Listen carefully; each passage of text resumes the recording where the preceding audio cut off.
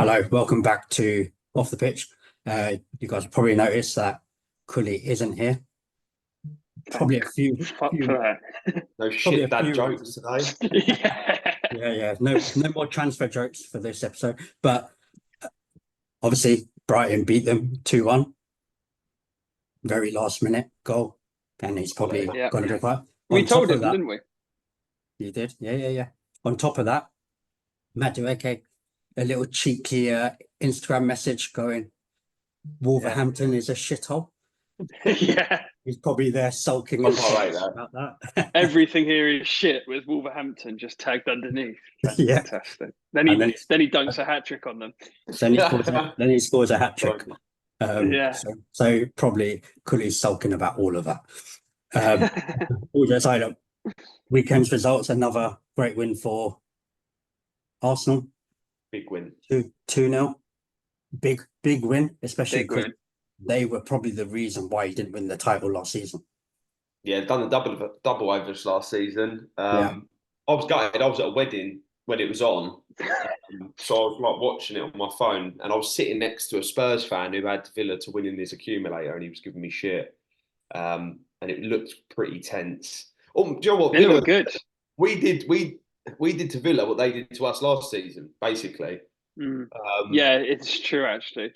Yeah, rode They- their luck a little bit, but I'd rather have played Villa. I mean, do you know what I was thinking? I'd rather have played Villa business end of the season, maybe when they're juggling Europe, other cup competitions. But having watched it and watched the chances Watkins missed, maybe we played them at the perfect time. Start of the season, he's not 100% got that sharpness because I mean he should have scored twice. Yeah. That's 2 games in a row now. He's looked a little bit rusty. Obviously, off the back, he's not had any break. He's off the back of the Euros. Those 2 chances, like normally, Watkins just tucks those away. I know it's a great save from Raya, but he has to score that header. And then the other one, the first one's criminal. Yeah, it is. Yeah, I mean, yeah. If they'd have scored that, I wonder how different it would have been. But in the end, I think they obviously lived to get those chances, and it was a professional performance. They missed those chances, and you made them pay for it. That's all you can do at the end of the day, isn't it? So absolutely, yeah, it was a big win. Like I say, beforehand, I would have taken a draw. I think just because we lost there last season, you want to improve.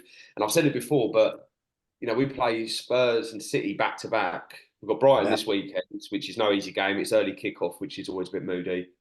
But then we've got Spurs away, City away back to back, which is just moody. And last season against the Big Six, we didn't lose. I think we did 6 points. We got 6 points off United, 4 off Chelsea, 4 off Liverpool, 4 off City, 4 off Spurs. There's no way we do that again this season. We lose at least one of those games, right? So I think getting 3 points against Villa, hopefully, we can afford to maybe like. Go on. Do you reckon though that you have to go and try and beat City, or do you go for the draw like you did last season? Because ultimately, that draw, that's one of those games that look better. I don't think drawing away at City loses you the league. It's losing away at Fulham, at home to West Ham, at home to Villa, away to Villa. But it is a 6-pointer. Like if you win, the swing is huge. Like it is.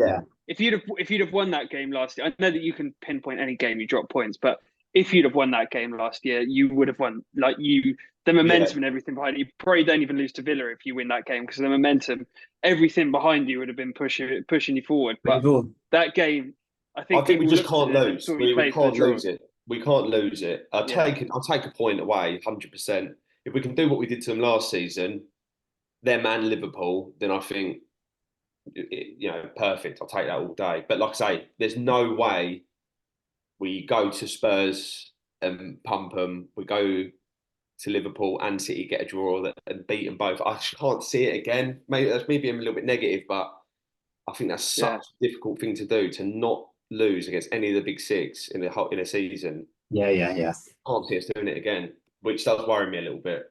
But again, we can afford to lose at City and lose at Anfield. If we beat West Ham home and away, if we beat Fulham home and away. Fulham had 4 points off us last season. Villa had 6. We can even it up that way. then we can go over the line. Do you know what I mean? Yeah. You were talking of big wins. A very big win for Chelsea. 6-2 against Liverpool. Cole Palmer was on a different level. Right. It's ridiculous with Cole Palmer. People against Man City are saying, "Oh, he's overrated." It's like first game back, he'd had no preseason. As soon as he's back in, he dinks one over the keeper, like the keeper wasn't even there. Cool, calm, and collected. Then just threads through balls through to Madueke. I mean, it was the first half performance. There you go, score your hat trick, but I will assist every single one of your goals. Yeah, every single one. And Madueke as well. His finishes were good, especially for the second two. Like left foot touch, right foot smacks it into the corner. He's looked sharp start of this season. He had a half decent preseason as well.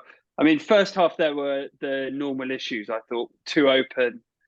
They were just running through us, but then he tinkered with it a little bit. He took Mudryk off. He sort of brought Gusto a bit more inverted, and then Cucurella would invert at times as well, just securing at the midfield a bit. And in the end, we played pretty well. I thought we looked very good. I think our attack could be pretty lethal. If we get one of the big strikers we're after, Tony or Osimhen, it might have happened by the time this comes out. I'm not sure when we're posting this, but then even without them, I think our attack looks so dangerous. I don't think any defence will like going up against our attack. No, you look good going forwards.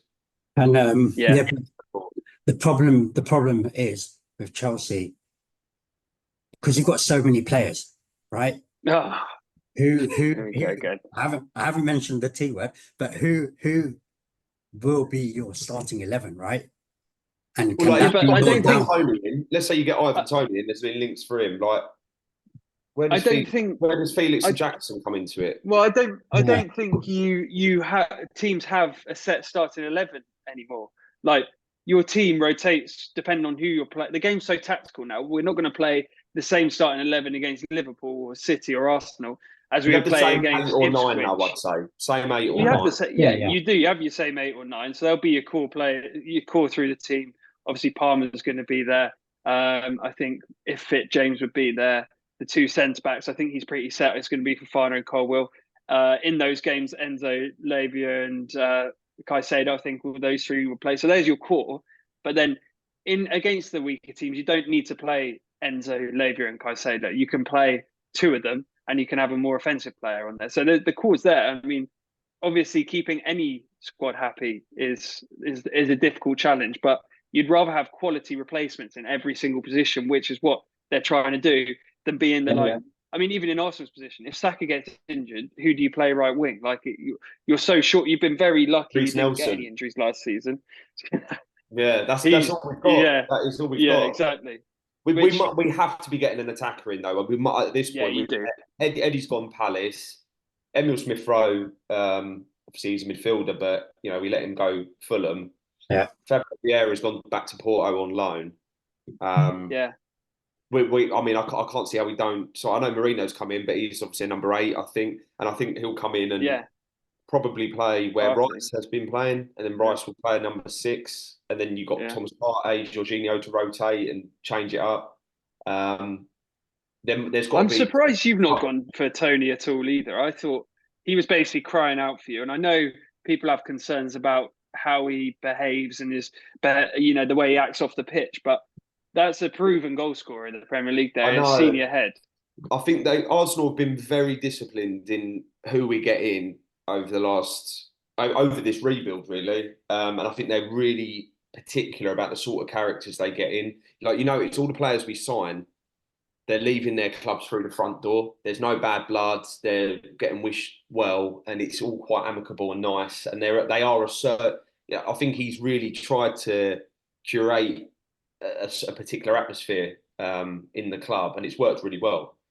And I know it's a wanky fucking sort of management words, but like, he has bought these non-tangible things, not just footballing related, but like getting the buzz back at the Emirates. There's a better connection with that. Like, these are all things. Yeah, but that all comes with just playing well. To be honest, if you're doing well, there's going to be better. But that comes with harmony with the group, and everyone's sort of backing each other. And I think you only need one bad egg in there, and it can just turn to shit, can't it? And I think I don't know if I think that's harsh on Ivan Toney though. Like, I know he can say things off the pitch, but I mean, he's playing for Brentford. He thinks he is better than that level. He could definitely play in the top 6 team in the Premier League. Sure. And like, he wants to go get that move. I don't think Brentford fans will hate him for that. I think Brentford, they want to get him out the door now because they want to protect their investment. They want to get some money back. Definitely, but I don't think he'll leave with bad blood. Like, he's a club legend there. He's done so much for them. He took them up to the Prem. He was their top goal scorer.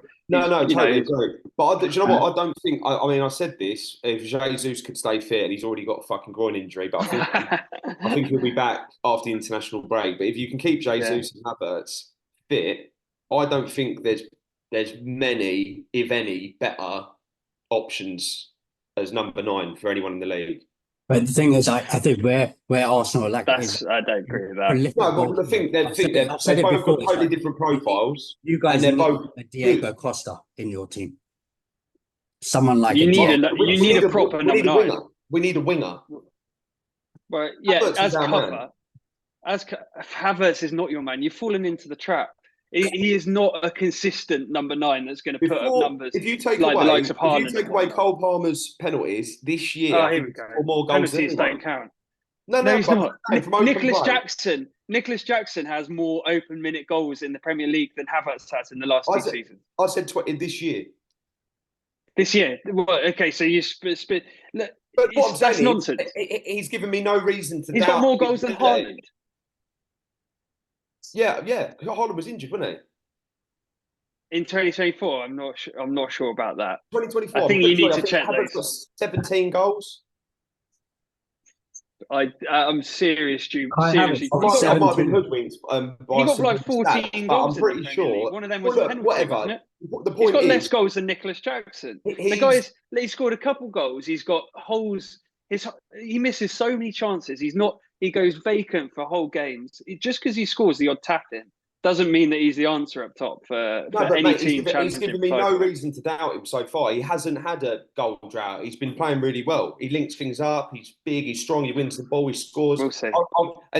Look, we might see. Look, he might go on a drought now and not score until January. In which case, fine. I'll eat my words. We need to go and get another striker in. But for now, I've got no reason to doubt that he's the man to lead the line.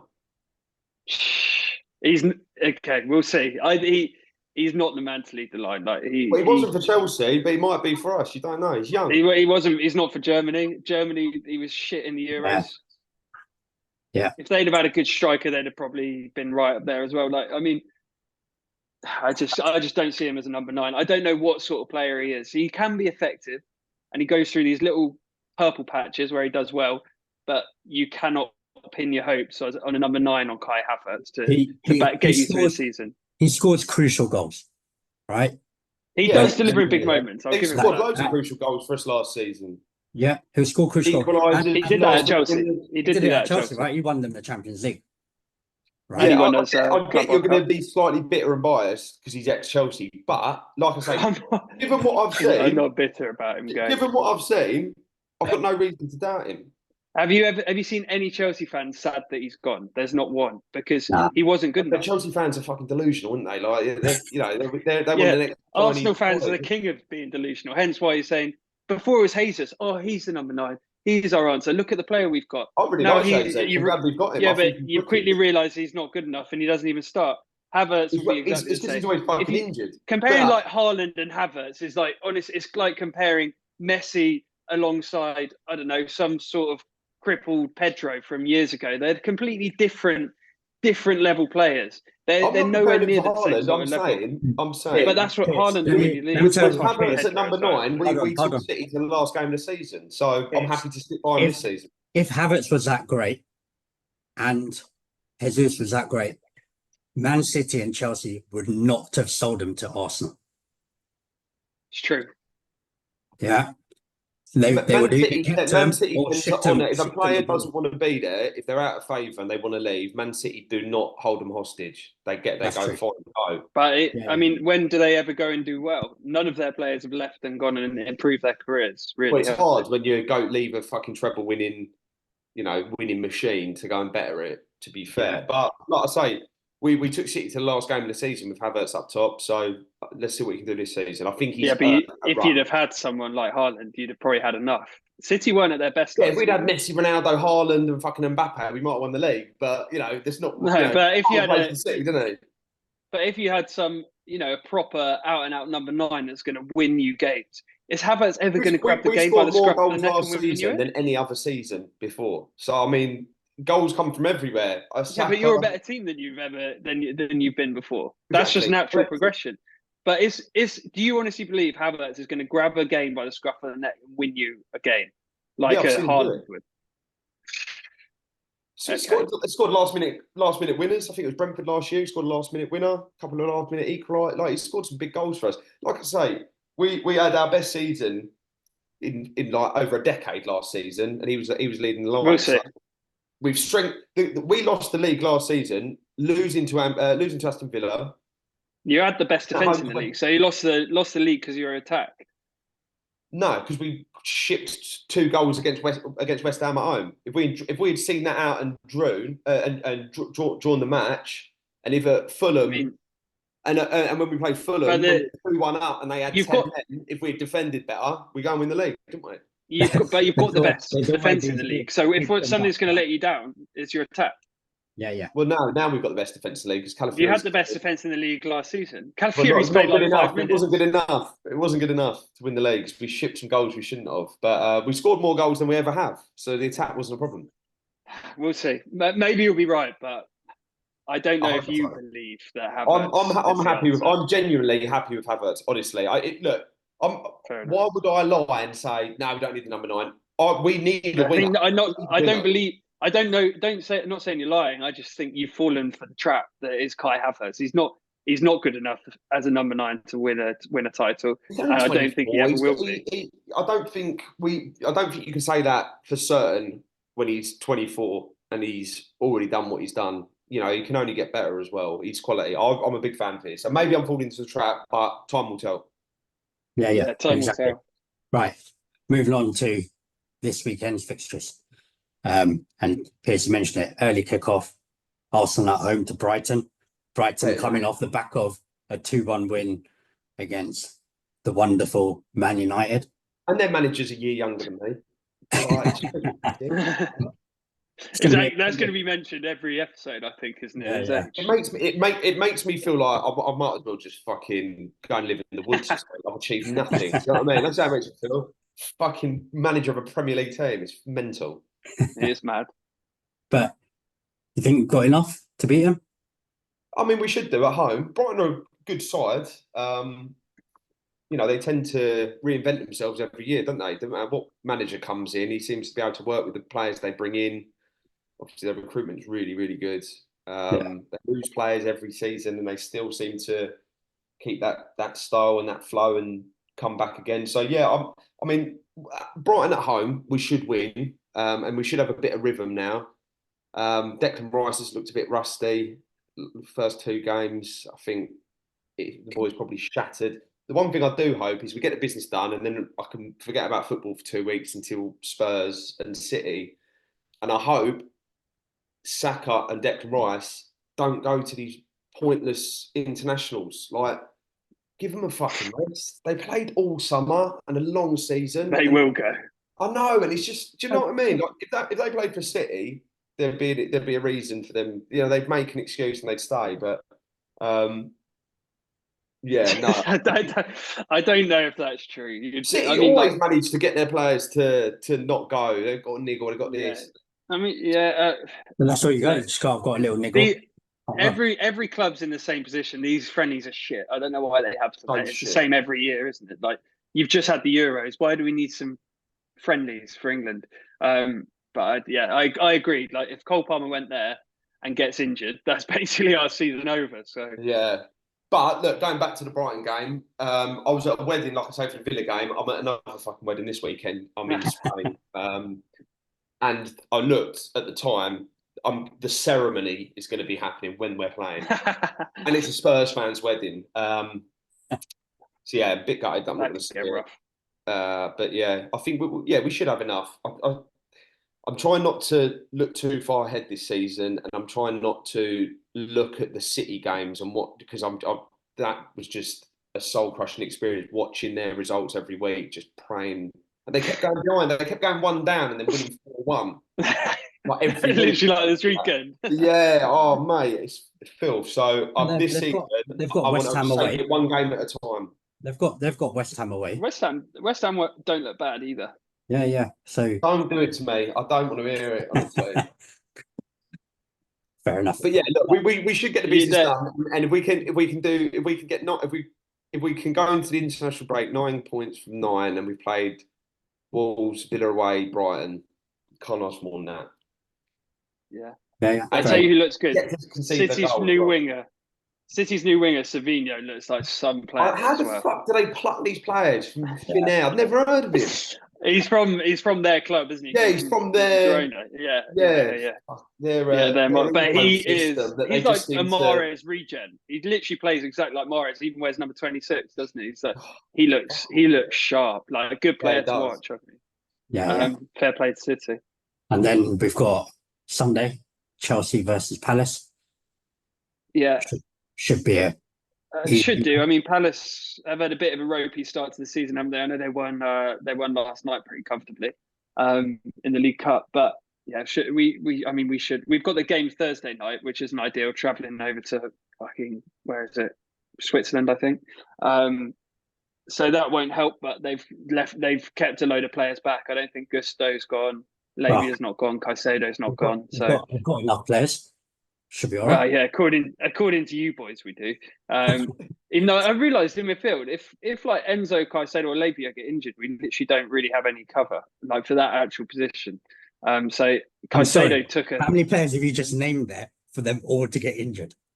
Well, they all play centre mid, don't they? So exactly. Realistically, how all of them going to get injured? Well, Lavia's injured. So if another one gets injured. Well, not badly. They think he'll be back. He played his first game for you. Yeah, I know. Poor guy literally can't keep fit, can he?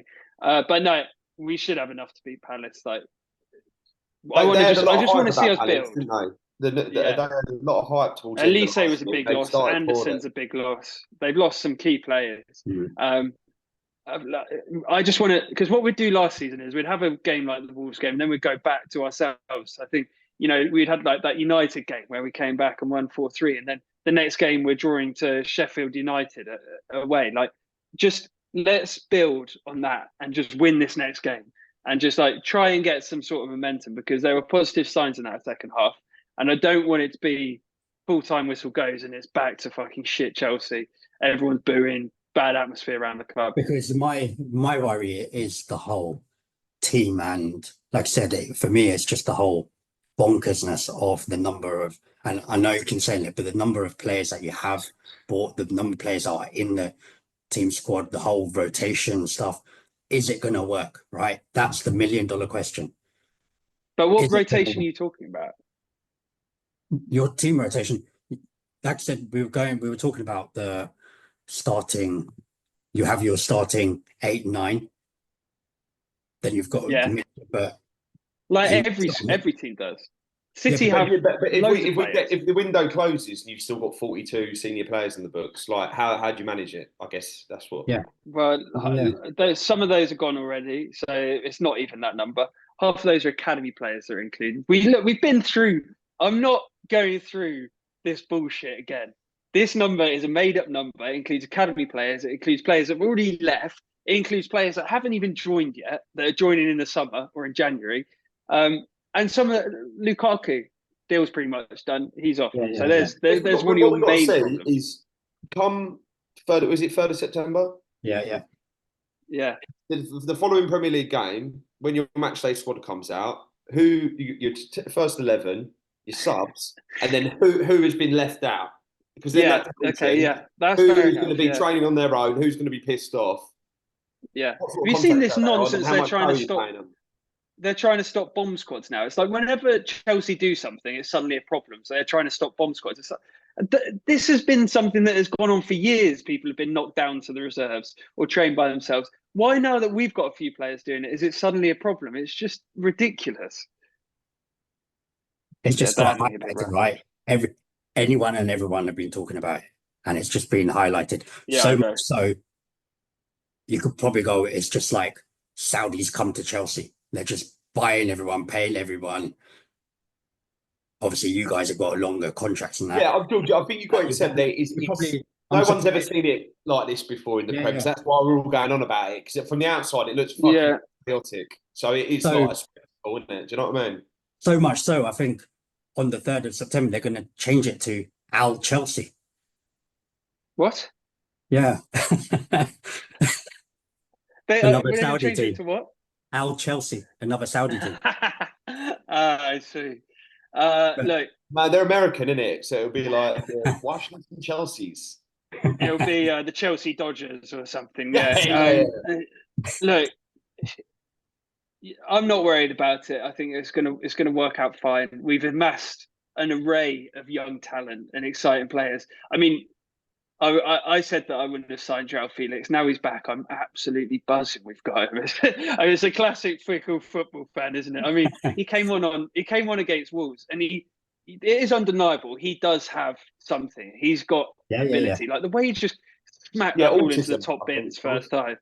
The way he smacked that ball into the top bins. You guys have now got class players there, right? And it's to be able to manage them all, and I mean all of them. But he's got to get time as well. He's got to be given time, 100%. Yeah.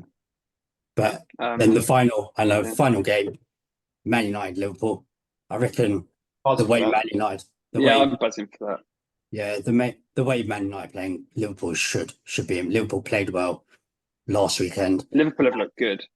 I think Liverpool will. They've looked professional the way they've gone about it. Yeah. I think Liverpool will beat them, and I really hope they do. I'm interested to see your midfield be right. Will United test you because their midfield's shocking? But this is the first sign. Do you need that 6 that you just don't have? Like this is the first time maybe that could get exposed, because obviously Fernandes. If Fernandes has buckets of space, he will cause problems. Like they've got players that could cause issues in those areas. Yeah. I like Ahmad, and I mean Rashford is just not at it, is he? He's kicked off the season like he finished the last one, just not at it. He should. I think generally, he should probably sign for Chelsea Blue Sox and like revitalise his career. We could get him in our bomb squad. He'd probably fit in quite nicely. 350k. I'm looking forward to that game. But you must be pretty happy with your start, Killer. Yeah, it's been great.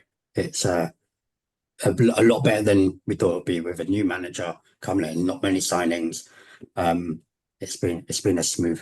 It's like he's come in and gone, boys, just keep doing what you're doing. Just slow things down a little bit. Yeah. Just keep doing what you're doing. Let's be a bit more patient. Yeah. We build up. They look more in control. Yeah. Well, last season we talked about last season. Yeah. Last season we talked about how the difference between City and Arsenal and versus Liverpool is how you guys would control games, where I think that's what Liverpool are trying to build towards, right? I think you're trying to get more control. And those first 2 games have showed that. The first half against Ipswich, a bit less so. But from that onwards, you've controlled all the games you've played. Like the both halves against Brentford, you controlled. And you second half, you just seem to be able to rally and like kick onto that second gear. Yeah, go into the next gear. Yeah, exactly. We've got a few minutes left. I probably want a question on buyback clauses. It's becoming a big thing now on buying a player, having a player, selling them on, and having that buyback clause. And especially because loaning a player, they've reduced it, right? I think from 8 to 6. And so people are trying to cash in on the buyback clause. Just wanted to get your thoughts on that. George, go on. Well, I think it's something we've done. We've inserted buyback clause in quite a few players down the years. I think it can work, but ultimately, I'm trying to think if any of the players I think we have a match on young Guay. The youngsters kind of have to let Abraham, go and give a minute. I think it's that they've got potential. I think Chelsea. Good, I want to say Nathan Ake. I think we had a matching clause on Ake. What we tend to do is do a matching clause or a big sell-on fee. It's like this Guay one. We had a matching right.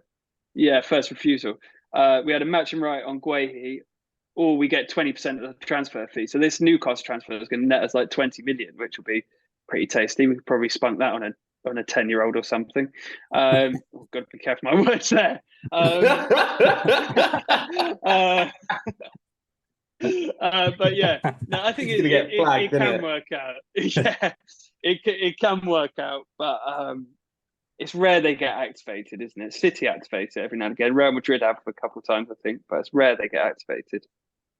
Yeah. The Spanish teams do it a lot. Yeah, they do, and it has worked for them, right? And I wonder whether it'll start bringing bought here as well. Yeah, maybe. Yeah. Perfect. Right. It's been a pleasure, guys. Yeah. Hopefully, cheers, fellas. Big wins for everyone. And we'll hopefully get Cully back crying. Stop spunking on 10 Cut that.